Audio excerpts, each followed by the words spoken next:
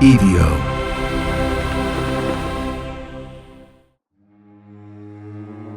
Welcome back to the Devil's Ledger for the week of March 16th. And welcome to spring. Yes, I realize a little early, and also that depending on where you're listening from, the weather reports may suggest anything but spring. Snowstorms in the Midwest, sleet in the Northeast, that strange, gray drizzle that makes you wonder if the sun is permanently resigned from the atmosphere. But really, ignore all that for a moment and just surrender yourself, just a little, to those ancient pagan beliefs of rebirth.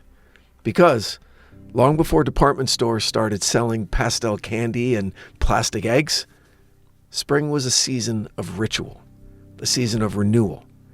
The earth waking from its long sleep, fields turning green again, life returning where death once sat quietly. So maybe take the hint.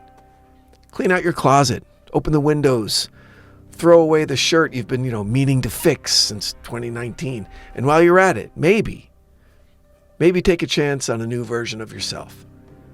Spring has always been a season for that. So now, let's open the ledger. We start, as we always do, with the creepiest thing I heard this week. Every week, there's a story that, crawls out of the news cycle and refuses to stay politely in the daylight. A story that lingers a little longer than it should. The kind that makes you pause halfway through your morning coffee and think, well, that's not normal. And this week's creepiest thing comes from Florida, which, fairly or unfairly, has long served as America's unofficial laboratory for strange human behavior. So, March 2026, prosecutors recently revealed details of a case involving two teenagers accused of plotting to murder a classmate as part of what investigators described as a blood ritual. Let's pause there for a moment. A blood ritual. Those words sound less like something from a suburban school district and more like a rejected plot line from a low-budget horror film. Yet, according to investigators, this wasn't fiction. Authorities say the two teens had been planning the killing, allegedly framing it as some kind of ritualistic act. The target, prosecutors said, was another student. The plan, according to law enforcement, was not some spontaneous act of teenage anger or schoolyard revenge. It was allegedly discussed, considered, and framed in darker terms. Terms involving blood, ritual, and symbolism. Now, exactly what they believed the ritual would accomplish is still unclear.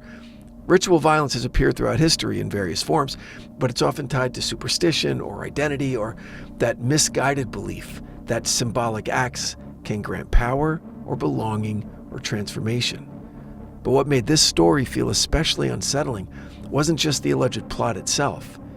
It was what happened after the arrest. Police body camera reports indicate that after the teens were taken into custody, they were placed in the back of a police cruiser, and according to those reports, they laughed. And it wasn't nervous laughter, it wasn't the kind of laughter that slips out when someone's overwhelmed or scared. Investigators say the teens appeared amused. They joked, they laughed, they showed little outward concern about what had just happened, or about the gravity of the accusations that were now surrounding them. That moment quickly became one of the most disturbing elements of the case. Prosecutors later cited the behavior in court while arguing that the teens should remain held without bond, claiming their lack of remorse suggested that they posed a continued danger. The story spread rapidly online with clips and summaries circulating across social media platforms like TikTok, where true crime audiences dissected every detail. And that's where the deeper discomfort begins. Because when you hear the phrase blood ritual, your mind instinctively drifts towards the supernatural, toward ancient cults and dark altars, secret societies hidden in candlelight. But the reality here may be something even more unsettling. Two teenagers, a modern American school, smartphone, social media, algebra homework, and somewhere inside that very ordinary setting, a conversation that allegedly turned toward ritualized violence. There's a long history of people attaching mystical meaning to acts of brutality. Sometimes, sure, it's belief. Sometimes it's performance. Sometimes it's just a disturbing attempt to feel powerful. But whatever the motive turns out to be in this case, one thing is certain. The creepiest monsters rarely come from the shadows of ancient folklore. They come from ordinary places like a high school hallway in Florida. And that is the creepiest thing I heard this week. So let's dive into the Evio Universe. Over on The Devil Within, we're beginning a brand new 2-part series exploring one of the most famous hauntings in British history, the Borley Rectory in Essex, England. If you've spent any time at all wandering through paranormal history, no doubt you've heard the name. Built in the 19th century and eventually dubbed the most haunted house in England, Borley Rectory became the center of decades of ghost sightings, mysterious writings on the walls, phantom footsteps, and the recurring apparition of what witnesses described as a ghostly nun wandering the grounds. Over the centuries, clergy, researchers, skeptics, believers, and curious visitors have all passed through its doors. Some left convinced that they had encountered something beyond explanation. Others claimed the entire legend was an elaborate hoax. The truth, as always, lies somewhere in the fog between. This week, we begin unpacking the history, the witnesses, and the strange events that turned a quiet Essex rectory into one of the most infamous hauntings on record. Meanwhile, over on the Ides of April, we're beginning another new series as well. This time, we turn our attention to the 1995 assassination of Israeli Prime Minister Yitzhak Rabin. More than 30 years later, the murder remains one of the most consequential political assassinations of the modern era. Rabin had become the central figure in negotiations that many believed could finally bring peace to the region. Then, one night in Tel Aviv, gunshots ended that fragile hope.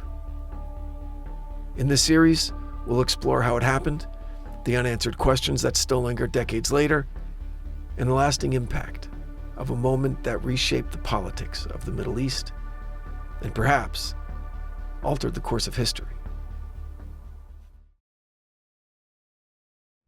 This week, Criminal Mischief and Taboo Treasures are both dark, but thankfully, Josh Wolf is never dark for long.